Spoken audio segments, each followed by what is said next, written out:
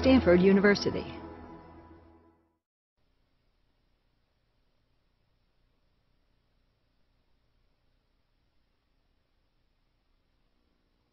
Speak for Tina Seelig in the back and myself, who have been the faculty hosts of the seminar series this year. We have enjoyed every minute of it, like I hope you have.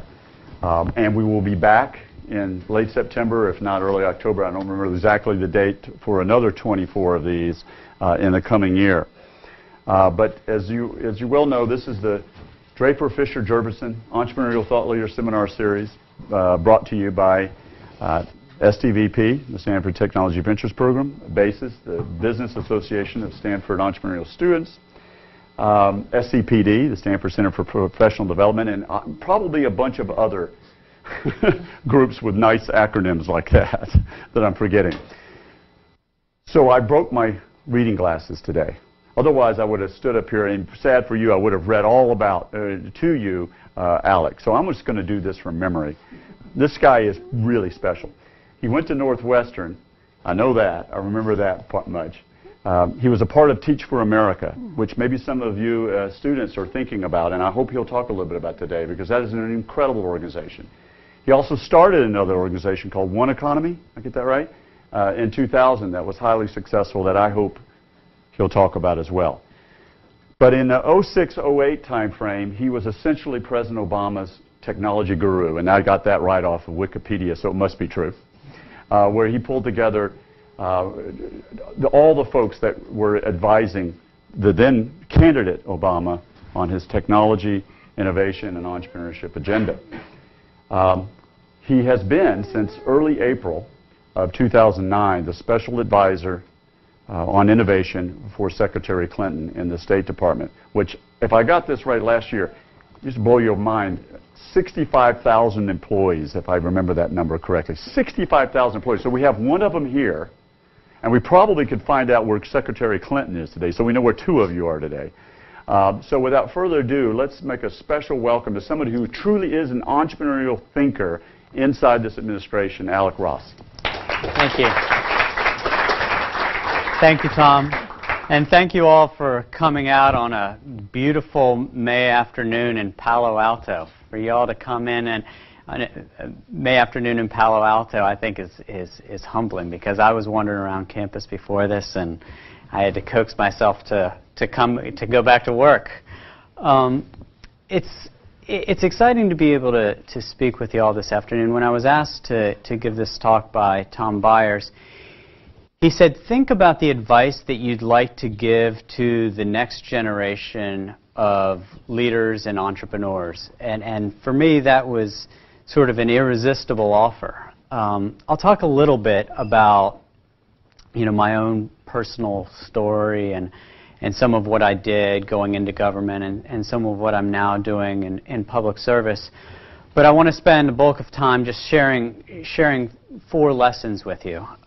First, manage time like you manage your money. 2, hire true believers. 3, stay connected. And 4, stay out of the gray twilight. I'll come back to those 4 later. But first I wanted to give a little bit of background about, my history as an entrepreneur outside of government and now inside government. As Tom Byers mentioned, when I first got out of school, at the age of many of you, I became a middle school teacher in West Baltimore through a program called Teach for America. And at this point, this was the early 90s, and this was the pre-Internet Explorer, pre-broadband, pre-mass use of the Internet. And one of the things that I saw when I was teaching these middle schoolers in one of the poorest, most violent communities in America, this was a community that, at the height of the crack wars, was a virtual battlefield for these young people. One of the things that I saw in my incredibly overcrowded classroom, I mean, this is a beautiful amphitheater that probably holds, 100, 150 people. If there were this much space at Booker T. Washington Middle School, where I was a teacher, they'd try to cram 500 students into it. So I had a little classroom about the size of your thumb, where I taught 37, 38 middle school students who were just jumping beans in terms of their interest in move around and get out of those little seats and be able to really connect and engage educationally. And the one place where I saw those young people really be able to learn the way that they were supposed to learn, as opposed to being stacked into a classroom and learning out of 30-year-old textbooks, was when they used technology. And that, I saw it initially that one time during the week where we would march down to the computer lab for an hour a week. And one of the things that I saw with these young people in the computer lab and using technology to use self-paced learning was that there was something incredibly intuitive about the use of technology among that generation of young people. And for those of you who are seniors in college now, MBA students, you probably would have been about the age of my sixth graders then. And I thought, as this was taking place again during the early 90s, in a period of the massive deindustrialization of the economy, the loss of America's manufacturing base, a time at which people could no longer count on making a union wage job working at a port, working at a mill, working at a factory. It was at this time that the American economy was basically splitting into two. On the one hand, increasingly technology-rich, knowledge-based jobs. On the other hand, instead of those good old jobs at the port, the mill, and the factory, people were having to go into service industry jobs. And more often than not, mom and dad having to take those service industry jobs, take not one but two of them, and 4 jobs then between a husband and a wife, and not a health insurance plan between them. And so, what I and some buddies saw at that time with the changing nature of the economy and sort of the rise of technology was that, hey, this was an opportunity for people from historically low-income and working-class communities to enter the economic mainstream. If it's the case that it doesn't matter how much money is in your wallet or how much melanin is in your skin, that the use of technology is incredibly intuitive regardless, if you're a young person, then that's an asset that you could build on to help people enter the economic mainstream and compete and succeed in our technology-rich, knowledge-based economy. So after my history, after my time as an inner-city school teacher, I and 3 friends started a nonprofit in a basement called One Economy. And if I knew then what I knew now, I wouldn't have bothered starting it. And if I had, I would have been incredibly unsuccessful. So there was something about being a 20-something-year-old, naive, hopeful individual that allowed me and my colleagues to become successful. And I'll get to the why of that a little bit later. And we built that nonprofit with the mission to maximize the potential of technology to help people of low incomes enter the economic mainstream. And we grew up from being 4 people in a basement to the world's largest digital divide organization, eventually helping more than 20 million people in more than 10 countries on 4 continents use technology to get the skills that they needed to live better lives. And, I did that for a period of 8, 9, 10 years. And, one of the things that toward the end of that period that I saw was there was this extraordinary member of the United States Senate who his own personal and professional roots were in the South Side of Chicago. And I saw in this man, Barack Obama, that he got it. He truly got how technology could be a difference maker in the lives of America's low-income and working-class communities. And so, I was very fortunate, as Tom mentioned, to work, amidst a great many people to help build a technology and innovation agenda for then Senator Obama's presidential campaign, which then propelled me into government service in what I'm doing now as Secretary of State, Hillary Clinton's Senior Advisor for Innovation. And to speak very briefly about what we're doing at the State Department, first of all, we're having an enormous amount of fun. One of the real gifts of public service for me is getting to work for Secretary of State Hillary Clinton. She is a truly muscular Secretary of State.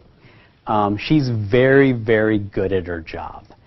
And one of the things that she did upon becoming Secretary of State was create an innovation agenda for America's foreign policy. If you think about foreign policy, a lot of the time you might think about, you know, the formal interactions between sovereign states as conducted by diplomats over mahogany tables with flags in the background. And one of the things that Hillary Clinton said was, yes, diplomacy oftentimes involves the formal interactions between sovereign states with the flag flying in the background. But what she said is that not all of our diplomacy needs to be conducted government to government. But by using the tools of the 21st century, we can now engage government to people, people to people, and people to government. How can we connect and engage with the wider world in ways that we previously hadn't? And if you think for a moment about some of our recent political history, a lot of the people, and as I traveled around the world, I kept hearing the United States' foreign policy described as overpowering. The United States trying to overpower its interlocutors around the world. And one of the things about Secretary of State Clinton is that she is now very much focused on empowerment. Empowering versus overpowering.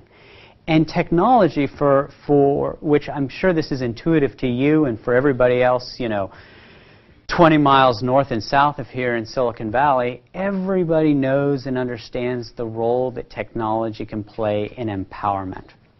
And so very few initiatives that we've focused on using technology as something that can be empowering and can get people engaged in diplomacy and development in ways that weren't, you know, the case historically. One example, there was, in the hours after the earthquake in Haiti, there are these fantastic women who work in the innovation space at the State Department, and they got the idea in the hours that followed the earthquake that, you know, hey, tomorrow morning, when people wake up and are having their morning coffee and they've heard about what happened in Haiti, we should be able to do something so that those people hearing about this for the first time over that morning cup of coffee can do something right then. And so what they did is they worked with the private sector at the Secretary's direction to immediately stand up a program so that people who texted the word Haiti to a short code 90999 could donate $10 for earthquake relief. And at the time, we thought, you know, hey, maybe we'll raise a couple $100,000. If everything breaks right, you know, wow, we might be able to raise $1 million, and that would be of a truly historic nature. And what happened was this campaign became viral over social media, over the Twitter sphere, in social media space, in other social media spaces. And once it became viral, in the days immediately after the campaign, in social media spaces, it was then adopted by the mainstream media. And eventually more than 3 million Americans chose to use their cell phones to make a $10 donation, and more than $30 million was raised for earthquake relief in Haiti. Another example of the kind of 21st century statecraft that Secretary Clinton is leading is an example south of our border here in Mexico.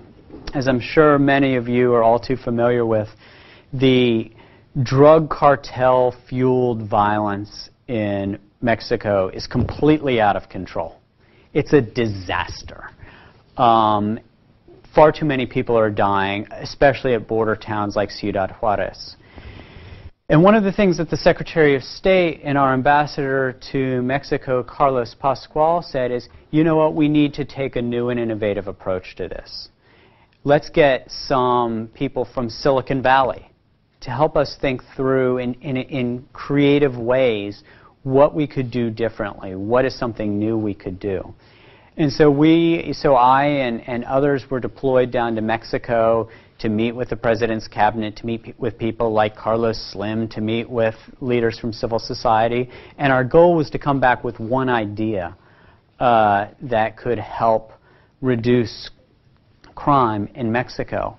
And so we came up with a program that is likely going to launch sometime in the fall, based on what we learned down there, which was that the Mexican citizens themselves will no longer report crime, by and large, because they're afraid that if they walk up the literal or proverbial steps of the station house to report crime, they're going to get found out and will therefore be in danger. One of the things that we learned while we were down there is everybody, even in the lowest income barrios in places like Ciudad Juarez, they all have cell phones and they all text message like crazy. So we've set up a program where people are going to be able to anonymously text message, and I could explain how that works, but that's not the best use of this time. Just take for granted I'm telling the truth. People will be able to anonymously text message crime reports that will then compel the security forces to be on site within 10 minutes. So what we're trying to do with this program is to restore anonymity, transparency, and accountability back into crime fighting in Mexico.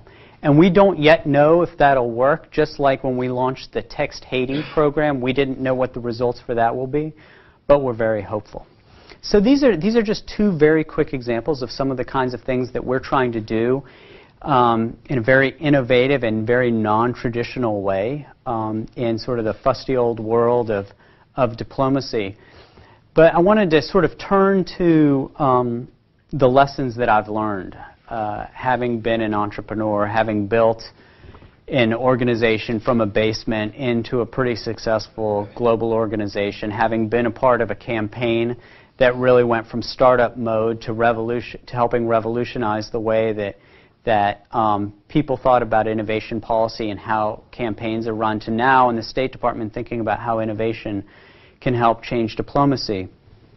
And those four, again, are manage time like you manage money, hire true believers, stay connected, and stay out of the gray twilight. So briefly on each of those. Number one, manage time like you manage money.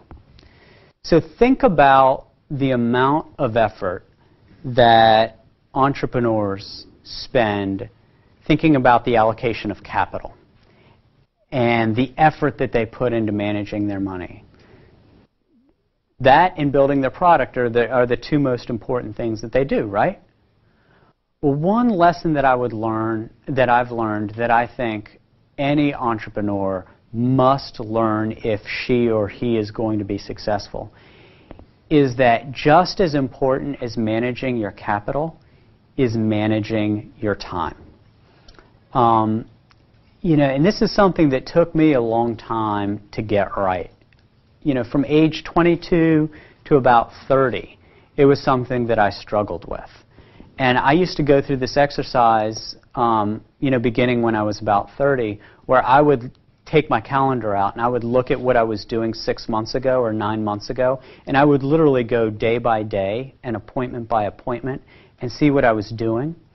And it made me want to like crawl into the fetal position to see all of these things that I thought were worthwhile and important and worth doing at the time, and to realize after the fact that, my gosh, I spent a lot of time working on things that ended up just being losses. And so what I would argue to you is that as much time as you put, as much effort as you put into figuring out how you're going to manage your capital, becomes similarly focused, similarly ruthless about how you manage your time. Because just as dollars drain out of your checking account, so too does time pass. And time is one of the most precious resources for an entrepreneur. Number two, hire true believers. There are a lot of smart people. And there's certainly a lot of smart people in Silicon Valley. And one of the things that I've come to believe is that as people are building their teams, entirely too much emphasis is placed on sort of the conventional notion of what appropriate qualifications are. You know, oh, this person has a master's from this school, let's hire him instead of the person that has a master's from this school, which isn't quite as good. Oh, this person has 10 years experience as opposed to this person's 5 years experience. You know, I think that that is a wildly overrated measurement for how to build your team.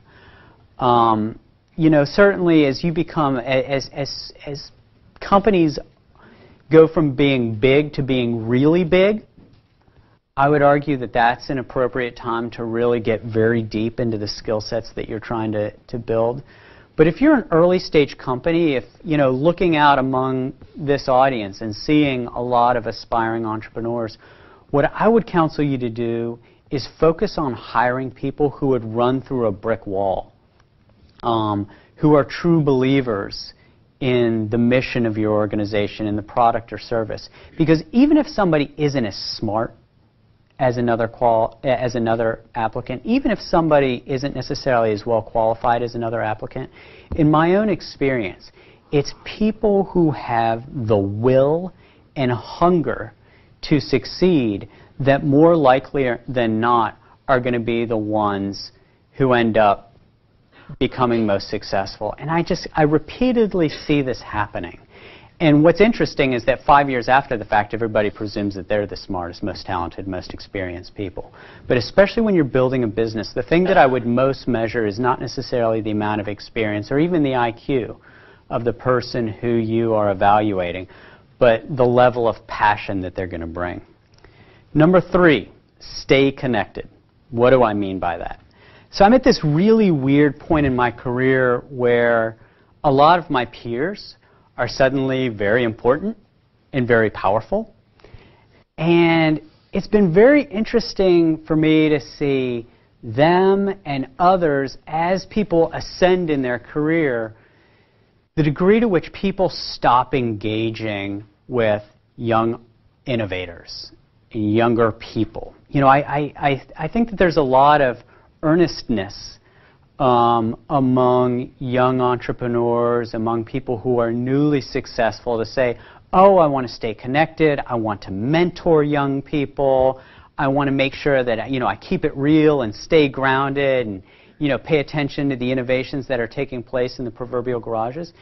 And what oftentimes happens is that only lives rhetorically, I would argue, among most successful people.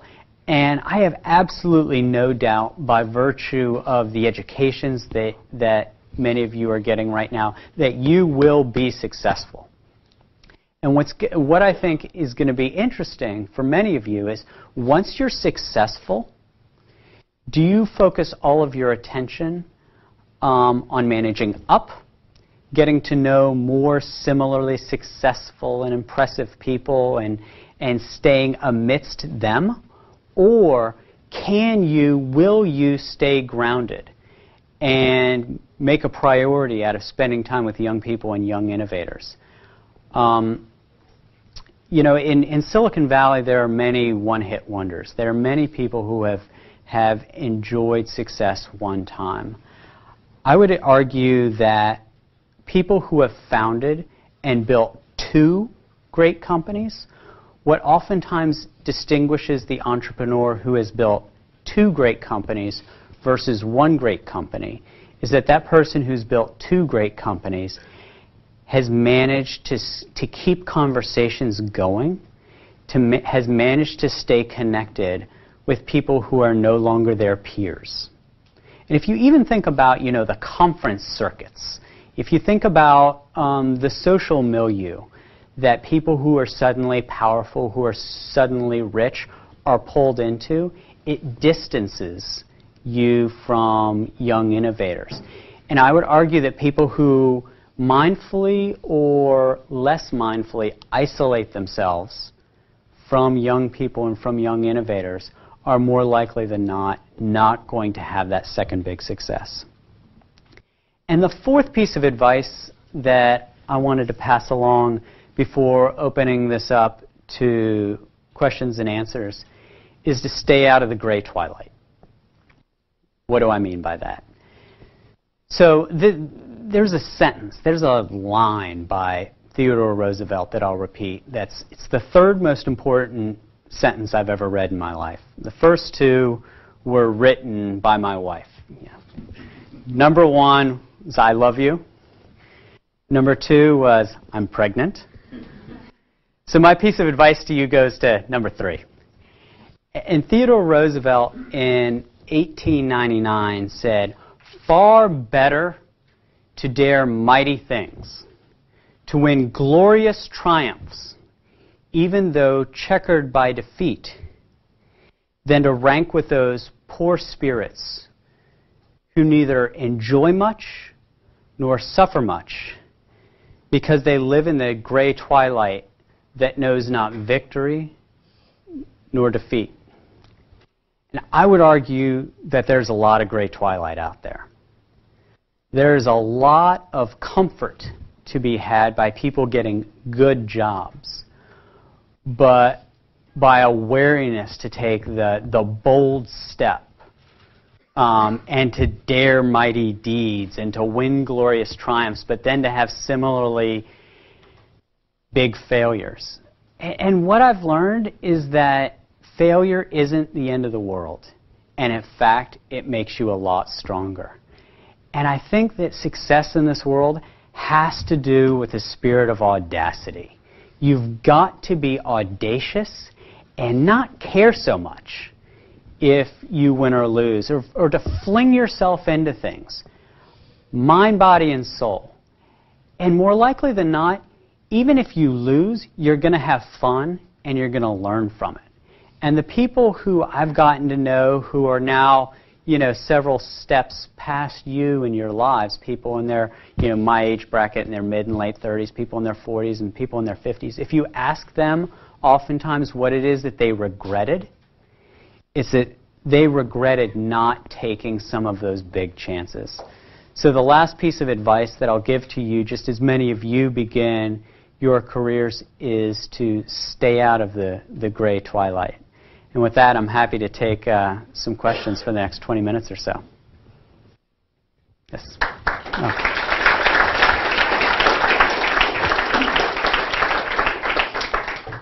Yes, sir. I'll give you a couple of softballs to start off with. Sure. Can you talk about the complications of dealing with China on technology and internet policy, given the many sides of U.S. relations with China? And number two is, people like Howard Schmidt and a report out of, I can't remember if it was the National Science Foundation or the National Academies, people who ostensibly know what they're talking about, saying it's a sort of an open secret that the U.S. has developed offensive cyber warfare capabilities. And I feel like I'm back in Washington with the diplomatic press corps. So let me answer that. So in terms, it's a really bad idea that they're secret, because that's a sure way to lose, and it's not democratic. So I feel like I'm in the Brady press room. So let me answer that. So in terms of our interactions with China on cyber policy, this is something where the Secretary obviously has been very plain spoken. There's an issue called internet freedom, which we define to mean the right to access, the freedom to access the internet, the websites of one's choosing, and each other. And internet freedom, you take for granted in a place like Palo Alto that the web is built on this end-user to end-user principle, that anybody can connect to whomever they want without intermediation in the middle of that. That's what allows people to communicate and collaborate in real time. It's what allows capital to flow with the click of a mouse. But it's increasingly the case that that isn't true around the world. And as I've said in the past, 2009 was the worst year in history in terms of internet freedom. And while countries like Iran and China get all of the attention on this issue, and while they suck up all of the oxygen, one of the things that I think is very important to understand and be aware of is that there are actually now dozens of countries, from Thailand to Turkey to Vietnam and many, many others, who now view the internet as something that can be censored, something that can be built on something other than the end user to end user principle that so many of us, and certainly everybody here in Silicon Valley, cherishes. And so in terms of our engagement with the Chinese, you know, we've been very forward with them about some of the differences that we've had on this issue. The Secretary of State gave a paradigm-shifting speech on January 21st where she spoke bluntly to some of the differences that we have with the Chinese on this. I will say that I think that demographics are destiny. There are about 400 million Chinese online right now, 200 million of whom are under the age of 25. And if I had to guess, I would guess that those 200 million Chinese under 25 who are currently online, that number is going to grow far larger. And I bet that the push from that demographic, particularly as it gets older and as it gets more empowered, it too will demand from its government the ability to access an uncensored internet. As to the second point in your question, I'm not going to comment about any comments that other government officials have made. I'll let Mr. Schmidt speak for himself. Yes, Tina. So you talked about the value of taking on big audacious goals and being willing to fail. Have you had any big failures that you've learned from and experienced? I haven't had any failures where like my company failed. Certainly there were initiatives at my nonprofit that we thought were going to be a big deal that just thudded. It's really interesting the degree to which things that you think are going to be successful fizzle, and some of the things that you think are promising turn out to be big. So just like the example that I used with the Text Haiti example, there's an example of something that I think we had modest hopes for what it could do, but it turned out to have this big impact, and what it's now doing far more significantly than just the $35 million that the Red Cross now has to do earthquake relief is little nonprofits all around the country are now saying, well, hey, maybe we can't raise $35 million in $10 increments over cell phones, but maybe we can raise $35,000. So it's interesting. If you think, I guess you all are too young to be at this point yet, but for myself and many others, we're used to getting things by snail mail, from charities, with sort of the heartfelt letter and a return address where they ask for $25. So the interesting impact of the Text Haiti program is it now is encouraging charities to rethink that model and think about how they can do mobile giving programs. Yes, in the back. What do you think is the obstacle to creating innovative change in government?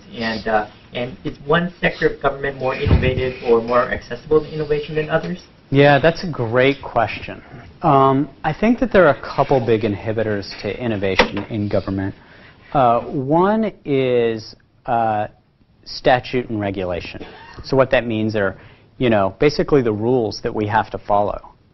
When I was at my nonprofit, if I wanted to hire a particular web design firm because I thought they were the best web design firm, I could hire them.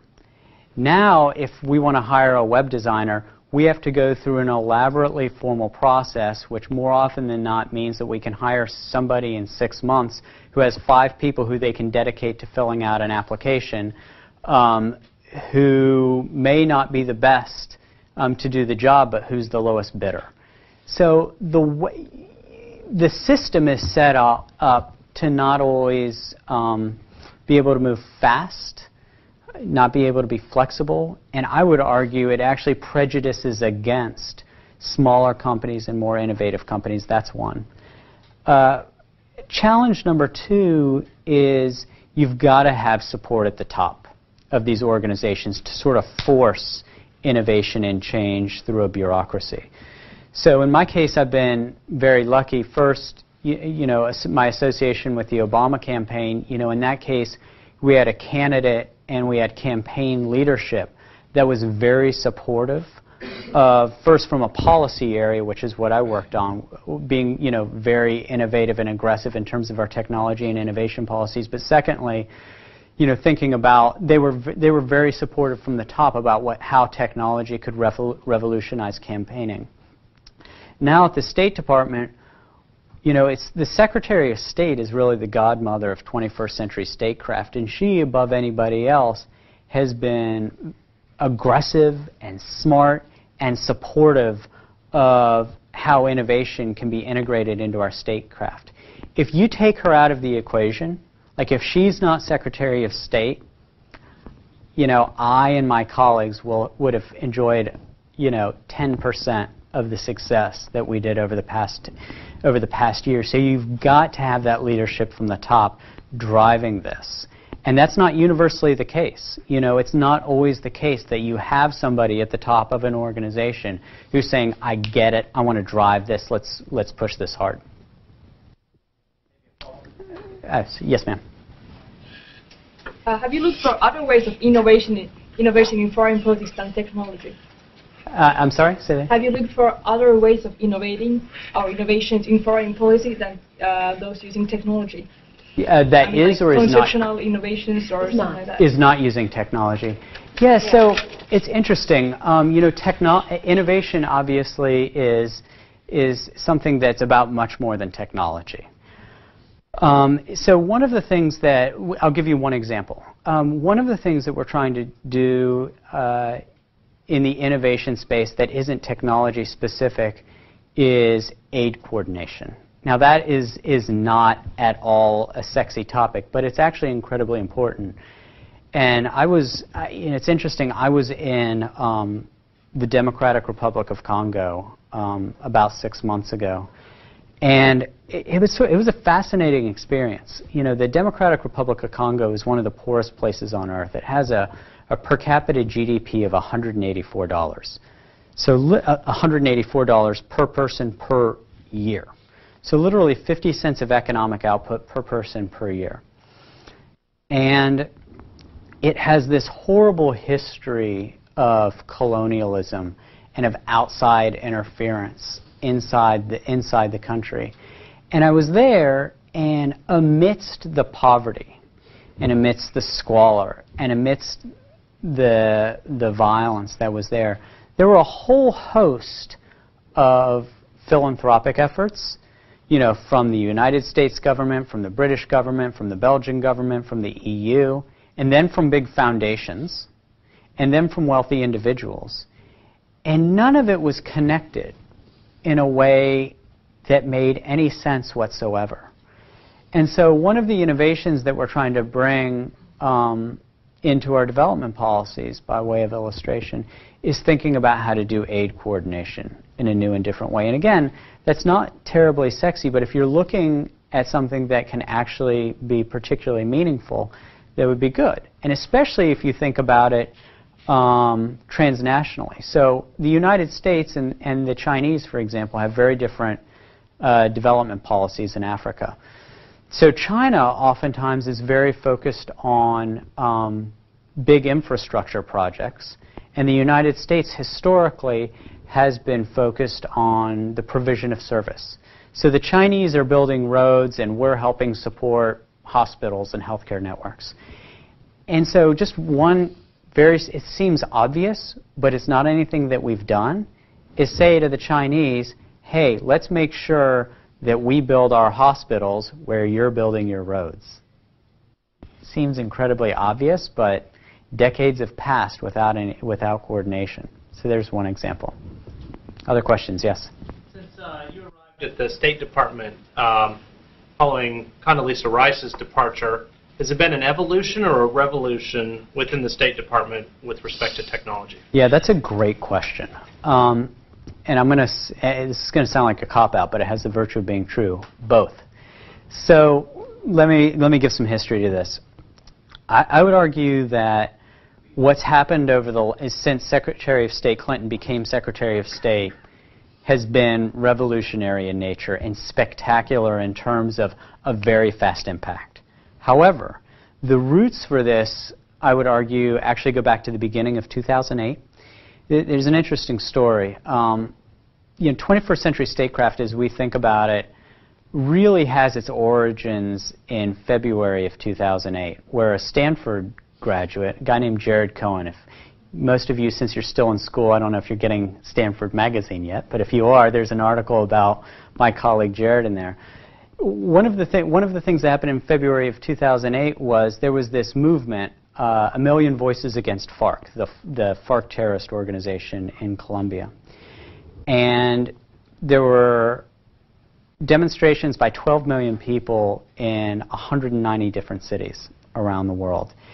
And following those demonstrations, the FARC saw more demobilizations in a couple weeks than had happened in the previous decade in terms of military action. And so the State Department was like, how did this happen? Who's the leader? Who's behind all this? And so what they learned was that it was largely leaderless, that it was started by an unemployed engineer in Colombia named Oscar Morales, who just set up a page, A Million Voices Against FARC. And what was interesting is, this young Stanford graduate, he's 28 years old now, went down to Colombia, and he really began to investigate, at that point, the intersection between social media and foreign policy. And so what then happened over the course of 2008 was a growing recognition within the State Department and the beginning of an understanding of the role of connection technologies in our foreign policy. And then when Secretary of State, when Hillary Clinton became Secretary of State, then boom, it sort of exploded, and she began to allocate resources to it. And things like A Million Voices Against FARC, which is relatively recent, just a little over 2 years ago, now that dynamic is commonplace.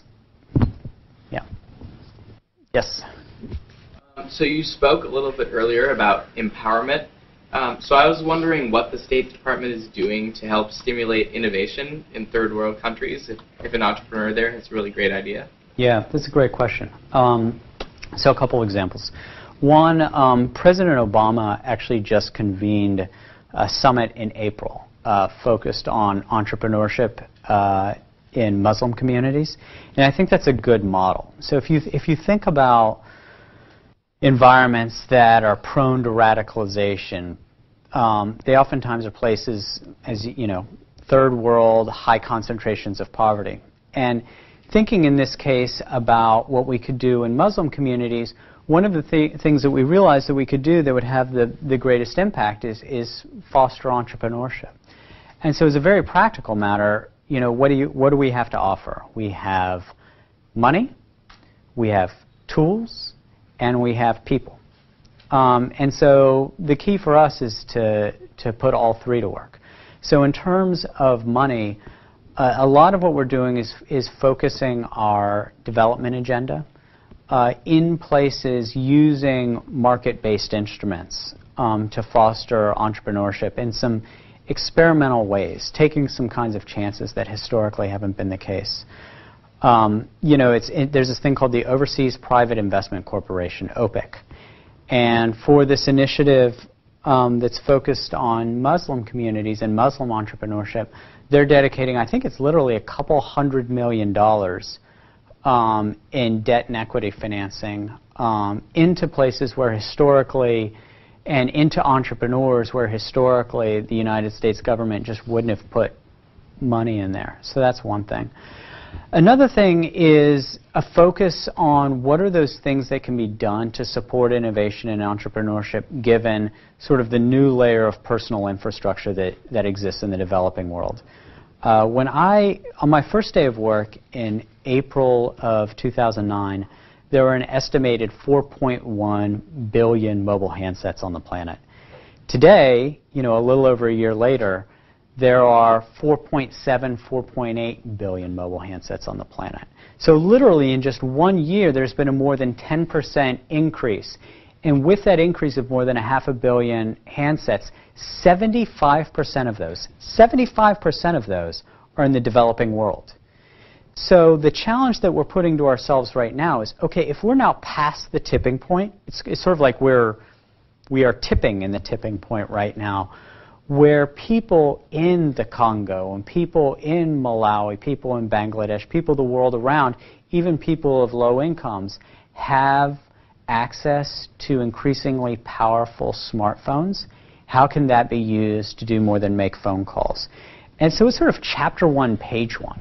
You know, right now where we are, you know, our USAID administrator has only been in place for a handful of months.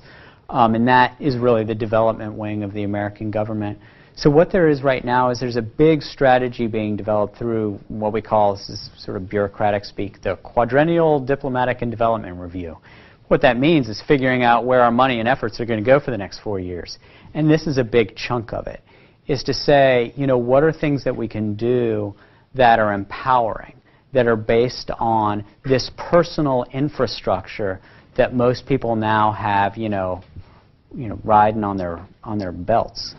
A couple last questions. Chris Peacock. Now, in a big, far-flung organization like state, how do you get people to think about innovation? Yeah, so bang on the door and say, here I am. Well, you know, it's interesting. So, you know, part of it is just use the tools of the digital age. So, for example, this lecture I'm giving to, you know, I could look out and say I'm giving it to about 100 people, but I'm told that the podcast will reach about 10,000. So part of it is, it sounds trite, but part of it is trying to figure out how we can use digital communications to reach people at the embassy in Angola, at the embassy in Bangladesh, at the embassy in Vietnam, who couldn't necessarily sit in the auditorium at the corner of 21st and C Street in Washington, D.C. So that's thing one. The second thing is, you know, the State Department and foreign policy generally is still a hierarchical place. And so what the Secretary of State says and does matters a lot. You know, people are still used to, you know, hearing things from the top and then integrating that into their life because they've heard it from the top. And so another way we do it is this is something that the Secretary's made a priority of, and she talks about it. So when she goes to places, she talks about the value and virtue of innovation and what she is personally doing and what the State Department is doing to support it. So that's important. And in terms of how that then can be transferred, because this shouldn't all be just about what's in the best interest of the United States, but what's in the best interest of the world around. So when she sits down with her peers in a bilateral or multilateral setting, you know, she now raises these issues. She talks about innovation. You know, it now seems to many people like a long time ago, but when we all came into government, the financial crisis was something that it didn't matter that we were working in foreign policy. It was still something that was completely upending all of our point of view. And one of the things that the President recognized, and which we're trying to now be supportive of in our foreign policy, is that if there's going to be if we are going to regain the kind of global prosperity that we want and need, it's not going to be because of asset building in real estate. It's not going to be because of some fancy new financial instruments. It's going to be because of innovation.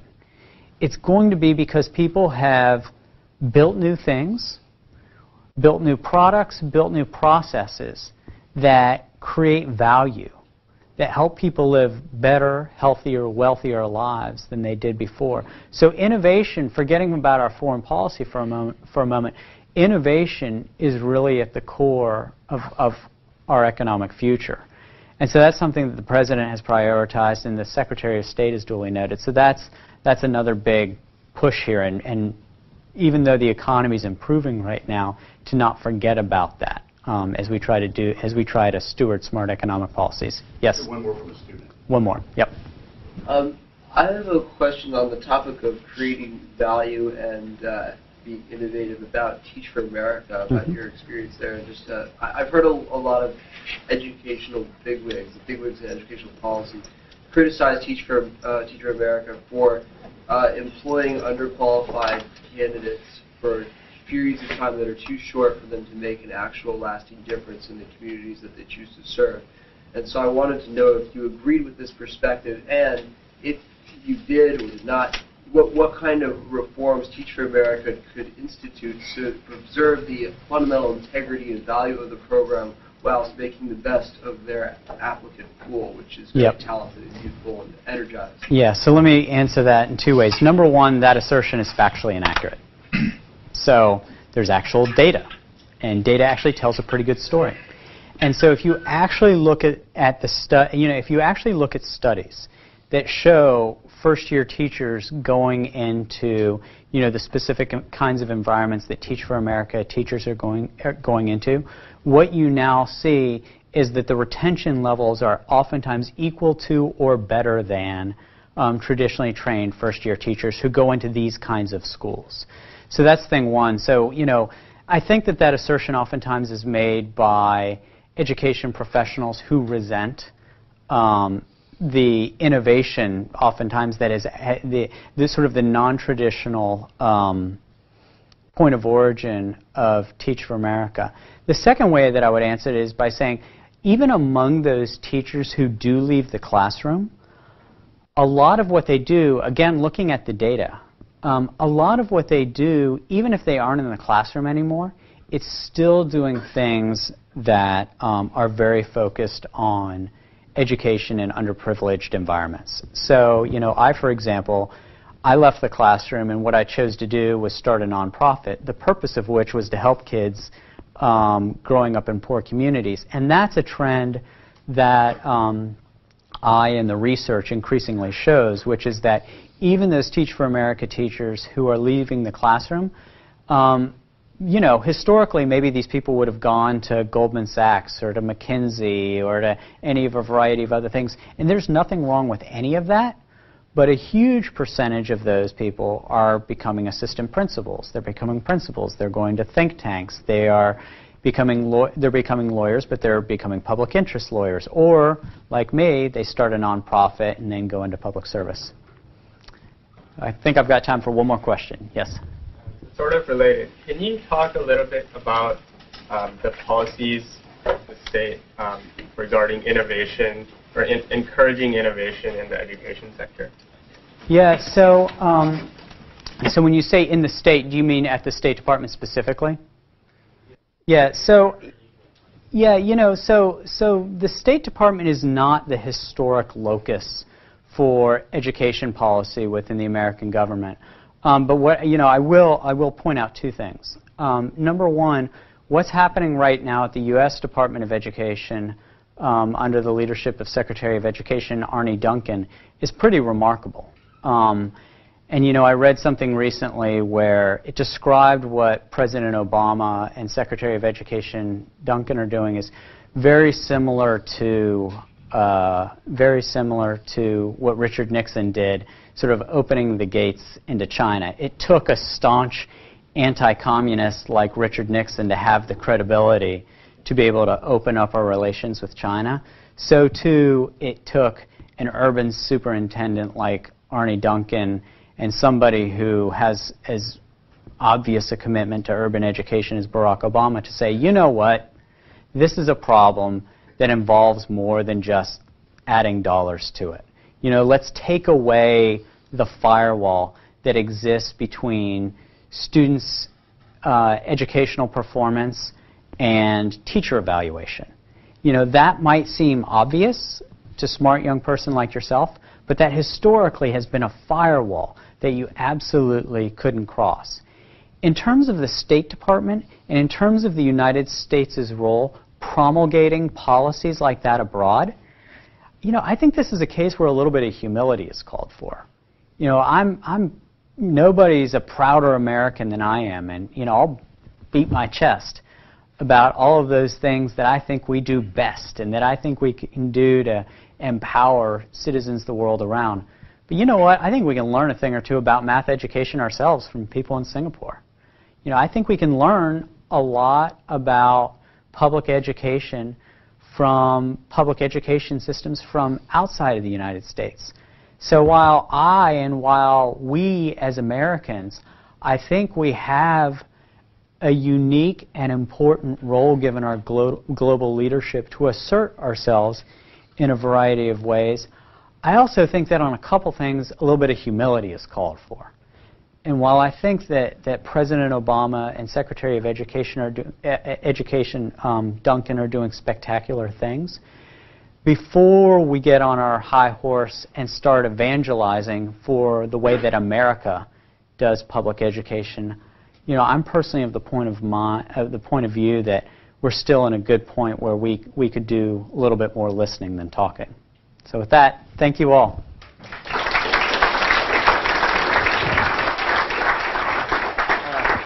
Thank you, Alex. Thank you. Yeah, on behalf of DFJ, STVP, and BASIS, we'd like to present you with this trophy. Thank you. You know, thank you again for coming to speak here. We appreciate it. It was very inspiring. Thank you. All right. Thank you all. For more, please visit us at stanford.edu.